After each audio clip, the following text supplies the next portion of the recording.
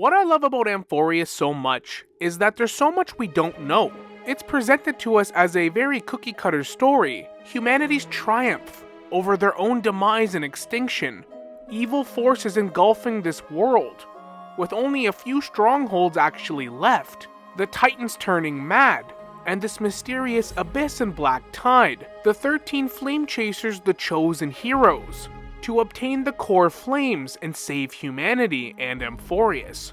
But obviously, there's way more to it than that. We already know that. We just don't know the details. We can only really reference Honkai Impact's 13 flame chasers and try to make parallels, as well as snippets of information we get in Amphoreus. One thing I have noticed though, is the game subtly but not so subtly tries to point towards the idea of humanity being the villains here, and them not even realizing it. They mean to kill the Titans and take their core flame, because of prophecy. And is this truly the way to save Amphoreus? Or is this the quickest way for its demise? Are they essentially hastening their own death and the destruction of their own world by thinking they're saving it? And is humanity doing what it's always known to do? Be its own worst enemy and implode? Let's very quickly do a quick recap of Amphoreus' history and what the 13 flame chasers actually mean to do, and then you'll start to see what I mean. Now, the history of Amphoreus is pretty straightforward, and we were actually told this in the original trailer. The world was pure chaos until the gods cast down 12 core flames. And in my last video, I went over each specific Titan in different circumstances, as well as the possibility and heavily hinted towards a 13th Titan. So the Titans were manifested and born from these core flames. That's the root of their power and their essence. And there's subcategories for every Titan. 3 of them carved the heavens and earth, 3 of them wove the threads of fate, 3 molded life with their hands, and 3 guided calamity's gate. And for most of Amphoreus' entire history, civilization thrived under their guidance until the hysterical black tide came from beyond the sky. It drove the Titans into madness, and the Titans and humans went into mutual war, which then led to millennia after millennia of conflict, dimming the core flames and bringing an end to the age of the gods. Prophecy foretold that golden blood would converge into a boiling river that flows to the heroic heirs of this world. And these 13 exceptional individuals are known as the Chrysos heirs, prophesied to pluck the gods' core flame and once more uphold the world. And as we know, by the time we get to Amphoreus, every city has begun to fall into an ever night, with the eternal holy city of Okama being the last refuge for humans and their allies. And Aglaya, who is one of the 13, enforces strict rules forbidding people to indulge above the skies, which is due to the fact that humans tampering outside the sky could disrupt or change the prophecy, because it must come to fruition. And the Chrysos heirs themselves, the Flame Chasers, were all chosen by the world-bearing Titan to uphold the world. And once each Flame Chaser actually gets a core flame, they become a demigod. Now, on the surface, it sounds great. Our entire world is being engulfed by this black tide. Titans are going mad. We need to take the core flames prophesied to save the world. Makes sense to me.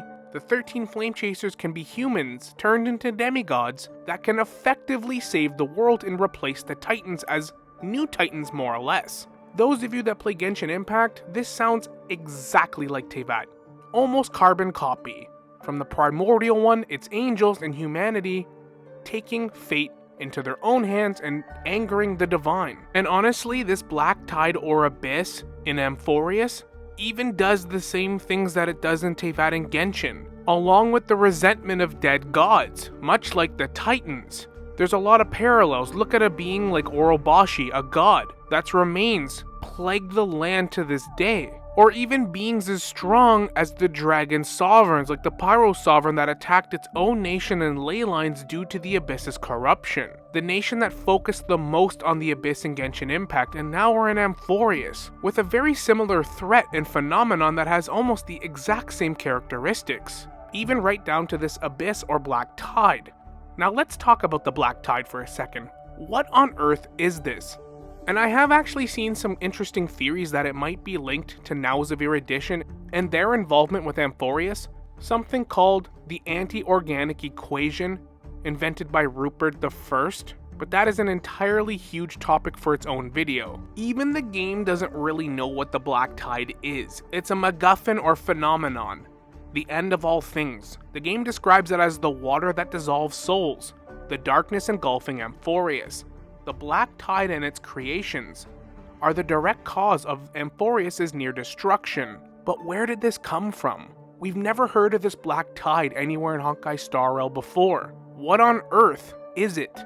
To me, it almost sounds like a virus, because obviously it's speculated that Amphoreus might be just a giant time-looped memory of the story of the 13 Flame Chasers, and we, the Trailblazer, are the anomaly now. We have entered Amphoreus to try to change something about the outcome that's gonna happen.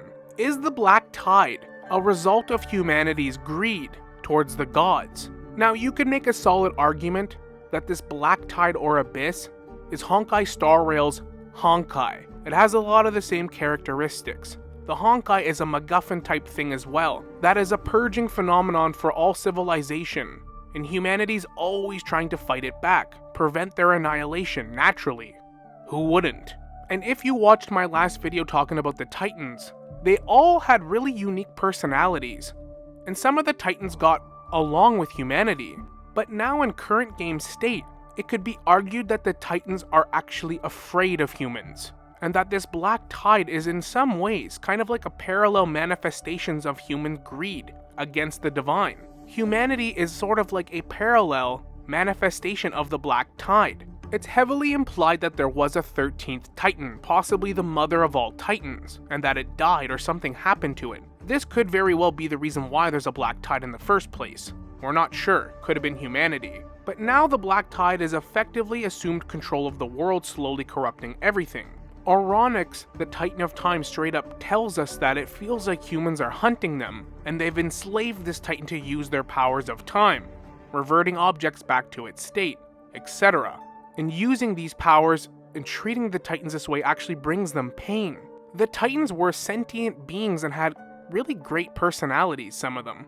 And humanity, in a lot of ways, is the corrupting force eating itself alive, like humans do in our own real world. We're just too corrupt for our own good sometimes. Look at Castle Kremnos, Maide's home world, where we were helping deal with the Titan of Strife. They basically sacrificed and threw people at the problem, this black tide, till it would go away. And that entire civilization is the reason for their own Titan's demise going mad. It was self-induced by humanity. The king at the time became so power-hungry that he even poisoned his own queen to have no resistance against his plans. And Nikador, the Titan of Strife, was a noble and proud Titan, known as very honorable.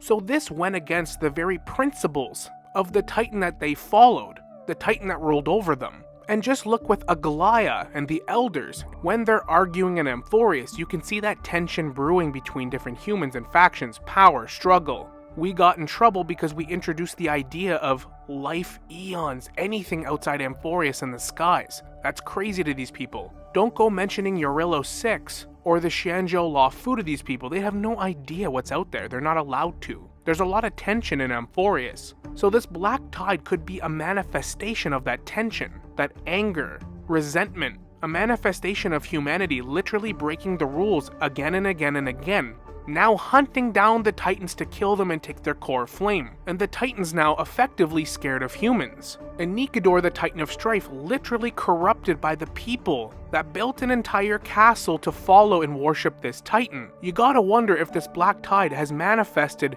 from the Titans themselves for this resentment, this betrayal, going against the principles that make up the Titans, gods that rule over respective ideals that make up the known world. It's very interesting.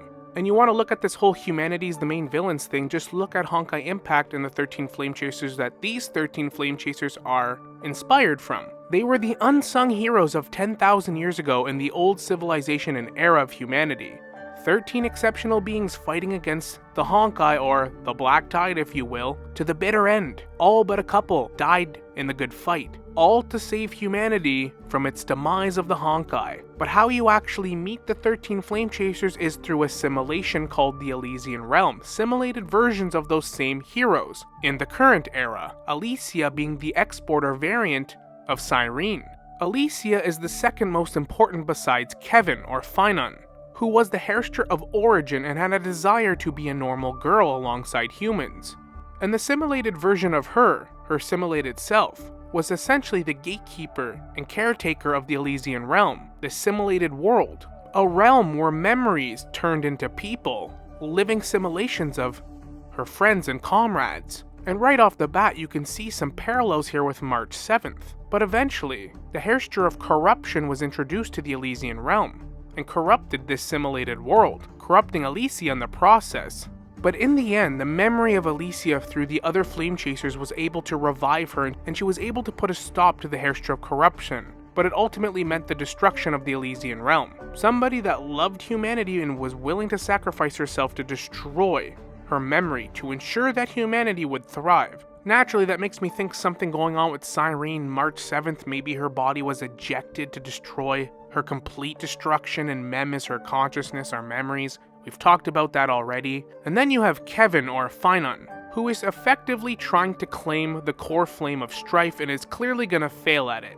Kevin Caslana was also a flame chaser of the previous era, who eventually became the hairster of finality. Somebody that wanted to save humanity from the Honkai so bad, fought over 10,000 years, endless battles, to see that humanity would survive. He ultimately became the villain. It seems to me that the game is hinting towards Finon becoming so obsessed, so righteous as the most exceptional of Honkai Star Rail's flame chasers, that he's probably gonna claim all of the core flames, even the ones he's not compatible with, and not just become a demigod, but a god. And he might potentially become the very embodiment of the Black Tide, humanity's own demise, in an obsessed attempt to try to save it from itself. I am going to make a Finon video on itself talking about his potential ascension to become the Eon of Finality. That would be an insane story if what we're witnessing is that Eon's ascension, trapped within a memory time loop. But even if you watch the original trailer of Amphoreus, the first one we ever got, now that we know so much more about Amphoreus and we've actually been here, it really does depict humanity now picking a fight with the Titans, and effectively enslaving them. Rewatching this trailer, humanity looks like the villains to me, but the question is why? Why is this Black Tide here? Is it a direct result of humanity's greed towards the divine, towards the Titans? Like, the trailer literally starts out as showing the Titans and humans prospered under the Titans' rule. We've created you, created all life, the atmosphere, we're the 12 Titans, boom. Humanity's worships the Titans, builds temples and cities, and then all of a sudden, start fighting them, fighting each other, stabbing each other in the back, going to war for millennia and millennia. Cities literally burning, Titans literally being enslaved in chains. Then comes in the Chrysos heirs, the big heroes. The prophecy says we must kill the Titans to take their core flame to save everyone. We're heroes. Which then just circles us back to why. Why is that a prophecy? Are they hastening their own demise by killing the Titans, making them go extinct, and essentially killing the deities that created this world? The same world that humans prospered when they were first created. Gotta make you wonder, is humanity just doing things humanity has always done, whether in video games, movies, or our own real world? Maybe it could be a bit of both, some half-truths. What I know for sure is Nikador, the Titan of Strife, deserved better followers. Now, not all humans are bad, but still. And humanity's last stronghold of Okama. Clearly the Elders and the 13 Flame Chasers are going to be butting heads before this is all over. It seems that humanity is already starting to shift its next priorities. Once all the Titans are gone and we have 12 demigods, all with core flames, does humanity now turn the fight to them? Are they the new Titans to be slain? And is the Black Tide just a manifestation of human greed and war, manifesting itself into this literal phenomenon, this abyss, this Black Tide, this Honkai? The word Honkai is in the game's title. Unlike Genshin Impact, the word Honkai is in Honkai Star Rail. But let me know your thoughts in the comments.